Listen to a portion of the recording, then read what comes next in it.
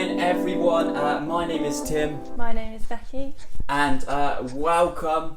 And you've just tuned in to this part on home stories. And throughout the summer, we are doing this series called Home Stories, where we are interviewing / informal conversation real people and talking about their story in lockdown, their experiences.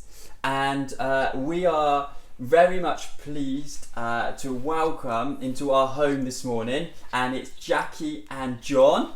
Hi. Hi. So we have Jackie and John with us, and they've been part of the church for many years, which we'll find out in a minute. But we're going to be talking to them about, like I said, their experience over the next 15 or 20 minutes and what it has been like for them as well. Feel free to comment as we go through. We'd love to hear your comments as well.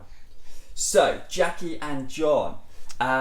So we've been in lockdown for 5 months now. Wow. 5 months. Really Can you believe it? 5 months? Unbelievable. And what has an average day in lockdown look like for you guys? Well, I'll start. For me, the main thing has been the fact that obviously we've been getting up a lot later. We've been going to bed a lot later as well. Generally speaking, our day would start by the fact that we would get up, have breakfast, and generally speaking we would be out walking by 10 o'clock. Luckily for us, the weather's been fantastic. We'd spend virtually 2 or 3 hours out walking, come back, rest, and sit in the garden and sunbathe. Basically, it's been fantastic. I couldn't ask for anything better. I know there's a lot more people in our church have definitely been getting up later. I won't name names, but they have texted me and told me, because it wouldn't be right to name names, but a lot more people have been getting up later. So you're definitely not on your own with that. No. So John, you actually officially retired in lockdown. Tell us what happened there. Yeah, well, initially I was at work, and Monday came, and one of the chaps came back from holiday from France, and frankly I wasn't happy that they just allowed him to come to work. And come the Wednesday, because I only work 3 days in anyway, come the Wednesday I just said to them, I won't be back to work until this is all sorted, and that was it. Then we went on to furlough. They furloughed the company. But before we actually got into furlough, the company went into administration. And initially I thought, yeah, this is going to be hard work, because they'd left everything to us to sort out, to the administrator. And luckily though, the things went quite well, and eventually we got what we was due. And the problem became when I thought to myself, I'm going to struggle here, because I'm not going to have enough to do. But as life went on, I found myself actually becoming, I found it easier and easier. I get up later, go to bed later, do what I wanted to do, or what we wanted to do. And the fact is that we spent virtually all our time together, and I quite enjoyed it. There you go, Jackie. That's good news. It's been good. We've gotten on really well, and we've done lots of walking. And So you are glad that you retired, that the company went into administration, and I'm not glad the company went into administration, because there was a lot of young blokes there that needed the job. As far as I was concerned, I'm happy not to be at work. Yeah. Happy to spend more time with Jackie as well. What about you, Jackie? Yeah, well, it's true. We have been getting up a bit later, but I wouldn't say late. And some people might think late is like 9, 10 o'clock. I would still get up at 7:30, and so go downstairs, have my breakfast, and do my bits of reading, because that's how I like to start my day.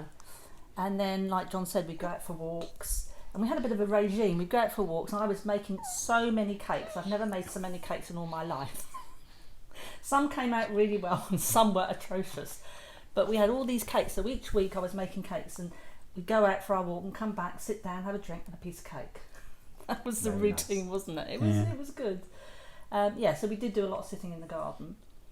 But yeah, no, it's been okay. I haven't really struggled in a sense of feeling down or depressed or in that sort of way, or panicky. It's been quite therapeutic actually, and almost quite reflective, because it's been like you can take a step back from the normal rushing around that you tend to have in your lives, just with being busy with going out here and then looking after this grandchild and going off there or whatever you're doing. It's quite busy in my life normally. So for me, it's been really lovely to have that slowed down, and it just made me think of the unhurried life that Yes. we Yeah. the series, because that's literally how it's been. Yes. Very, very relaxed, but it's been good. It's been Yeah. good. And I think for most of us as well, isn't it, that I think I said this on a previous week when we were talking to someone, is that actually because life has changed for us, it's caused us to do things which we wouldn't do normally, like make cakes and go for walks every day. And it's the change of life, and you realise that actually, why aren't we doing these normally? You know, why aren't we doing these normal things? Yeah. So it sounds like there's been a lot, but has there been, what has been like the main blessings of lockdown? Would you say? For me, while we were out walking, what I noticed, people were definitely nicer to each other. It was astonishing where we were. Not just Jackie and John being nice. No, people would acknowledge us and talk to us. We didn't know these people, from Adam basically, and they, walk past, acknowledge them, but they keep their distance. And also we found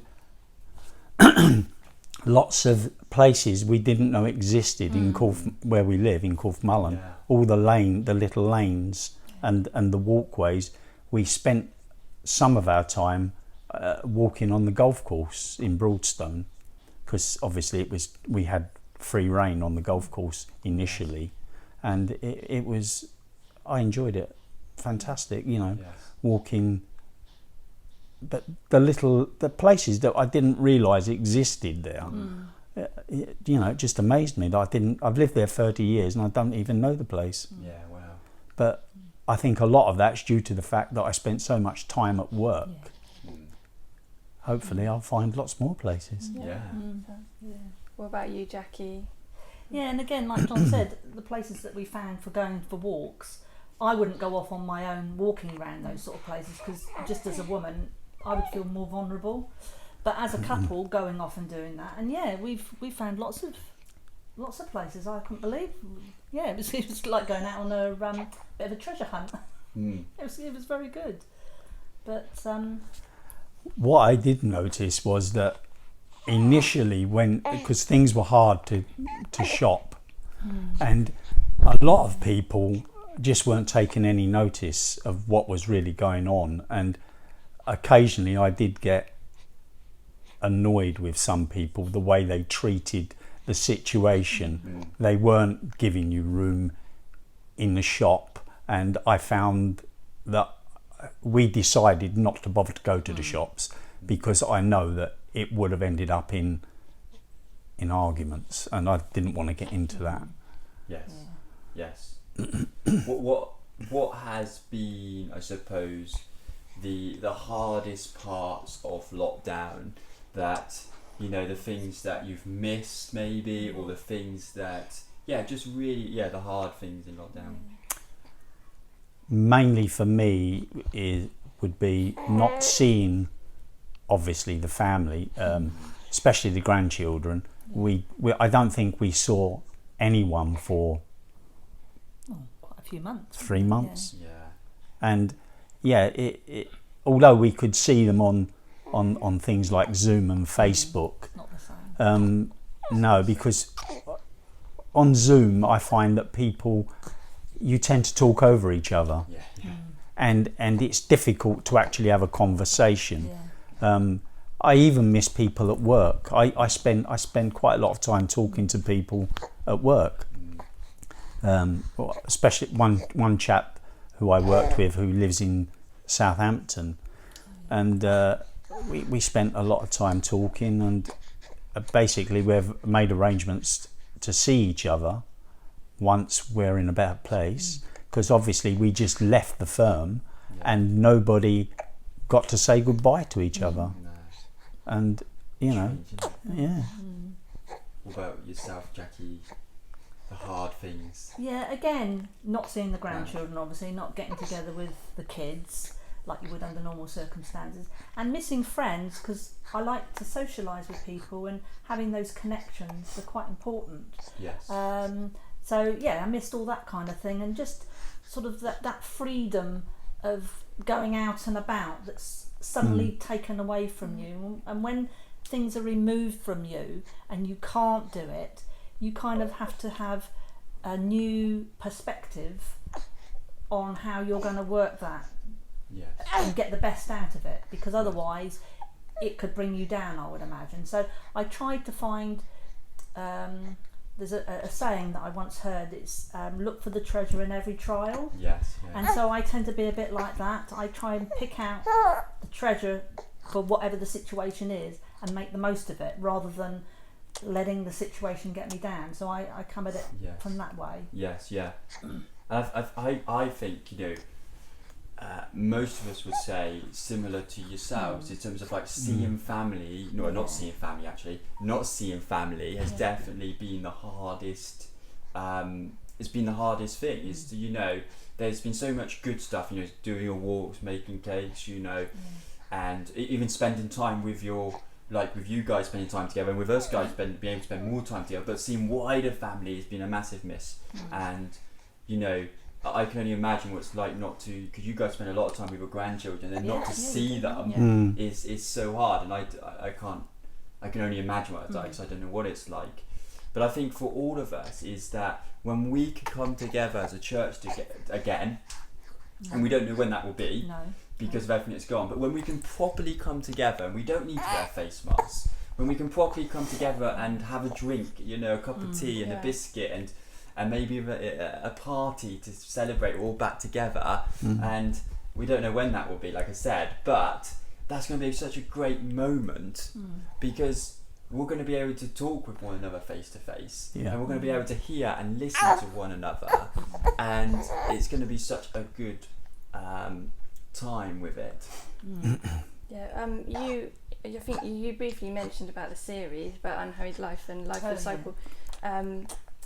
So really just want to know, like, what had God highlighted anything like through those series in the last few months? Yeah, so for me, with the Unhurried Life, it would be that stepping back, having that reflective time, having more time with the Lord, because where we were sitting in the garden more, I could have that quiet time while I was sat there with my cup of tea and my bit of cake. And you could have more time to have all the things going on in those conversations that you have with the Lord, whereas under normal circumstances you're perhaps busy thinking about the grandchild and the situation, or if you're meeting up with friends, so you're in conversation. And again, it's all very good, but when you're got that more reflective time, you've just got, you're having that quiet time with the Lord, aren't you? And you're able to have it a bit more than you normally would. So that's been really good for me. And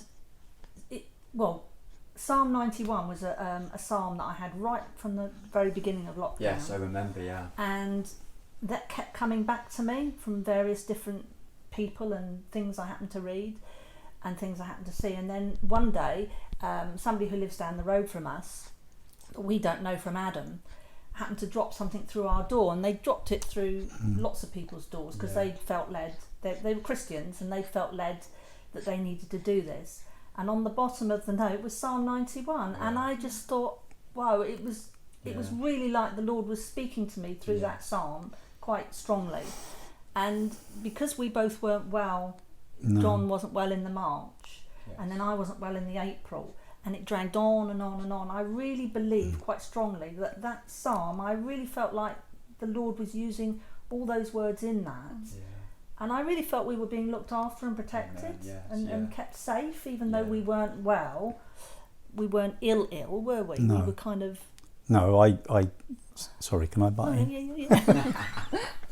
I'll No. tell you off later. Yeah. No, You cut me out, Jackie. I had this this strange cough, and it just went on for, I think I had it for 10 weeks, and it just would not go away, and it was awful. Yeah. And apart from that symptom, and I also had a headache. Apart from that, I was okay. But Jacqueline then caught whatever it was, although the doctor did advise her that she probably had COVID-19, and so we decided to keep ourselves to ourselves. I couldn't come to terms with sort of spreading it to children or grandchildren, so we stayed well clear. Yeah. But also for me, the unhurried life was the fact that I'd been trying to come to terms with making a decision of when am I actually going to retire.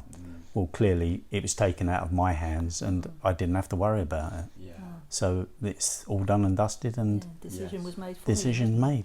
Yes.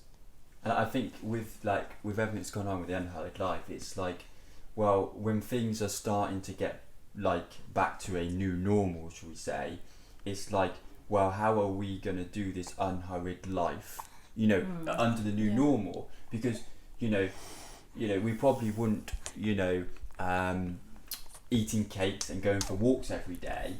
You have a season. Okay, maybe you guys will. Maybe It's the retired life. Exactly. I don't think I'll actually have a problem with it, because, I've got nothing better to do than to lead an unhurried life. Yeah. Yes.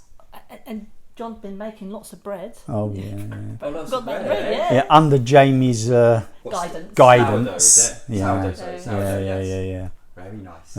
Sometimes it works, sometimes it doesn't. Yes. I did try one, didn't I? It went terribly wrong. We've had It's some my laughs first one about though. Yeah. No, I've got it's to learn. no, It's more of some a of it. flatbread, wasn't it? Yes. Yeah. Well, I'm glad you made lots of bread, Yeah. and I think this unholy life, so you've got to learn like how I've got to be doing some stuff, like I've got to work and stuff like this kind of things. People at church, well, but how do I implement unhurried life whilst doing it? Because unhurried life doesn't say to be lazy. No. Unhurried life is not about sitting down doing nothing. No. It's the pace you're going at, and it's the things you do. You're doing the important things in life, not the things that you think you should be doing, which you don't really need to do, No. Or want to do. or sometimes even want to do. Yeah. And so like I think for a lot of people in church that spoke to them that actually this is a journey of unhurried life in many ways. And like the challenge is to, because it's kind of in some ways like easier to have an unhurried life when there's not that much to do. Yeah. Yes. But then when life slowly gets back to normal, how do you carry on at the same pace? With that. Yeah. So we challenge you, church, that maybe do what one thing you're going to carry forth into next year. I know next year is 4 or 5 months away, but actually what is the one thing you want to carry on in the unhurried life to see you want to do next year? Because you've got to be realistic. It takes time to change the way you do life, and it might be I'm going to go for a walk every day, even if it's 20 minutes. It's a 20-minute walk, or I'm going to in my lunchtime take myself away and just read my Bible as part of that. So we just challenge you, think about one thing you can do going into next year. So with what has God been speaking to you about? Anything? You said Psalm 91, Jackie. Anything else that God's been speaking to you guys about as well? Well, for me, again, it's certainly become easier now for me to live the unhurried life, and whilst I haven't sort of like in my inner mind had a revelation from God how I should be living an unhurried life, it's clearly become much easier for me. Yes. So again, in some respect, it's been forced upon me in any way. I think I'll enjoy it. Yeah. Yeah. Well, yeah. Yeah, I think for me it's having that appreciation of just the little things, because sometimes we can get so caught up with rushing here and rushing there and being busy, which, don't get me wrong, there's nothing wrong with being like that, because it's good to have things going on, but sometimes that can be almost too much, and you don't have time to have that appreciation of the little things and just how important the small things in life are, rather than having to aim for something big all the time. It doesn't have to be like that. It can just be little things, something quite simplistic, like just having that walk or making that cake or baking that loaf of bread or whatever it is, or sewing or knitting or, I don't know, painting, anything. Yeah, I think It's I will have to find myself something to do, you know, obviously. What, knitting or something? No, definitely not knitting. I suspect I'll be doing quite a lot of You decorating. like cycling, don't you? I do like cycling. Do you still get out? I haven't been out on a push bike in all the time that we've been locked down. I've been on the bike in the garage, Oh, okay. on the rollers, and Bob's given me a rowing machine, Oh, okay. and Is that still in the garage? that's in the it's been garage. using Yeah. Oh, you've been doing Oh, it? yeah. Doing it. That's In fact, I don't know if it's all right to share. You were saying about your shirt. yeah. My shirt's getting tighter. Oh. Yeah, he said I can't do my shirt. One of his shirts he couldn't do up because. Yeah, when mind you, was I it? think actually that might be some. He's saying, church. He's Is it saying not the cake? He's saying, church. It's not the cake. It's the muscles. No. Just to confirm, it's not the cake. Yeah, not the. I think it actually might be a lot of too much cake, which I shouldn't be eating in any way, basically. Yeah, but you're working it off by walking. So. Yeah, we do. Yeah. So. God. So What you we know, like. you guys. Let's just spend 2 minutes, because you guys, you met on a dance floor. Not everyone in church probably do know this. Is this true, or is it true? Just explain it for literally 30 seconds. How did you guys meet? We met in a nightclub I would never normally go to, but a friend who I used to go out with, who was also called Jackie, wanted to meet this chap that she knew in this particular nightclub, and so that was where we went. This chap was with another girl, so we had to keep going round and round this dance floor so that she could be noticed by him, and of course that was when John noticed me.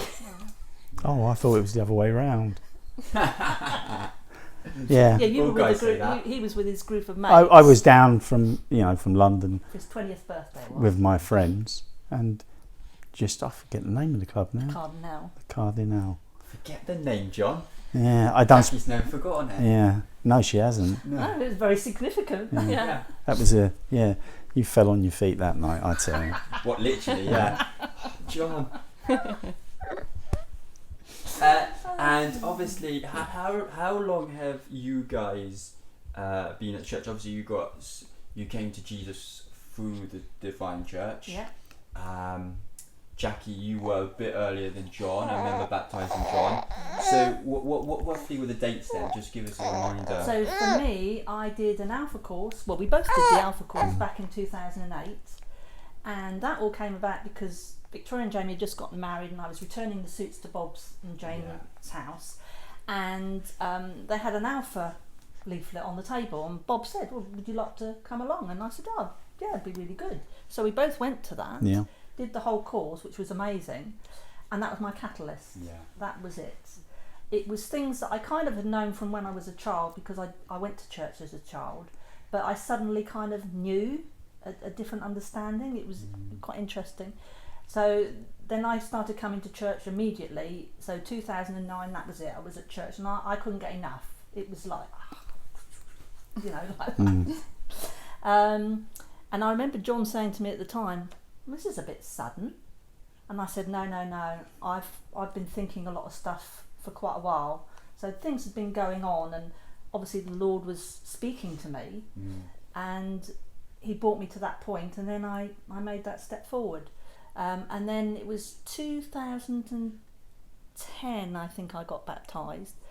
And John said at the time, Jackie must be really serious about this, because he knows I don't like my face being underwater. Oh, wow. I do not like my face underneath water. So he knew how serious I was, because I had to dunk my head. And that was quite a thing for me.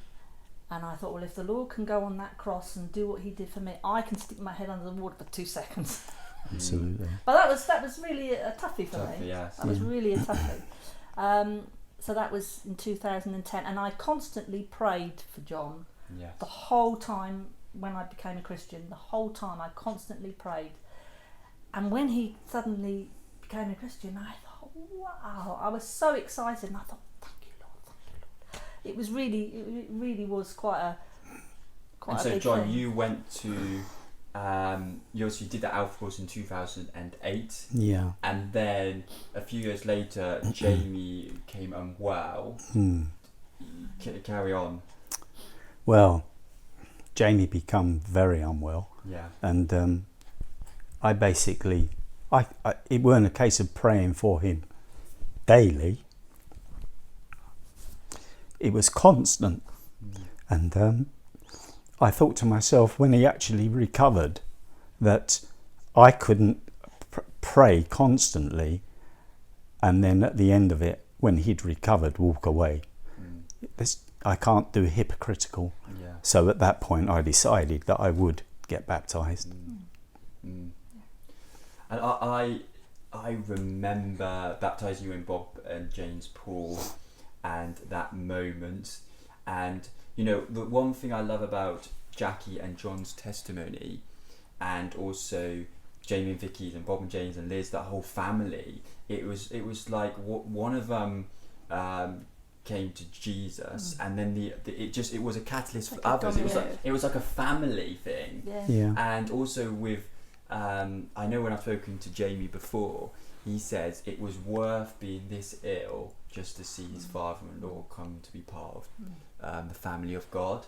And with everything, all that's gone on, and I just want to just speak to people in their homes, is that if you are questioning Jesus, or don't know, or maybe you were like John and you prayed for someone, that person got healed or came through it through the help of the hospital medicine, and then you stepped away, you know, consider Jesus.